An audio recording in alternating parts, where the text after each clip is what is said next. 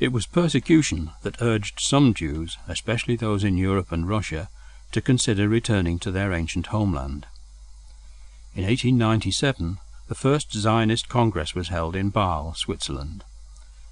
The aim of the Zionist movement was to establish a home for the Jewish people in Palestine.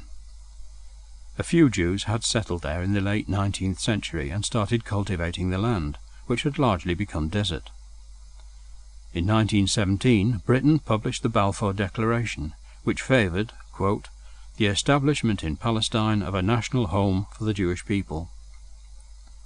Following the fall of the Ottoman Empire in 1918, Britain was given control of Palestine.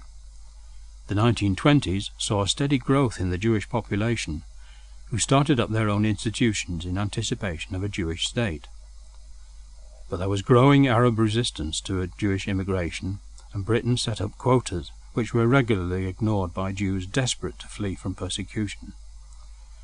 During the Second World War, the murder of millions of Jews in Europe turned the trickle of immigration into a flood. The photo on the left shows Jews returning by ship from Europe. In 1947, Britain announced it would withdraw from Palestine. The United Nations voted to partition Palestine into an Arab state and a Jewish state. On the 14th of May 1948, in accordance with the UN resolution, the Jews established their Jewish state and named it Israel. The photos on the right show the actual announcement of this and the way it was reported in the local press. Despite the ongoing Arab-Israeli conflict and 7 wars with its neighbours, Israel still exists. This justifies the claim that Bible prophecies about Israel, which play such a large part in the Bible, mean that we can trust the whole book.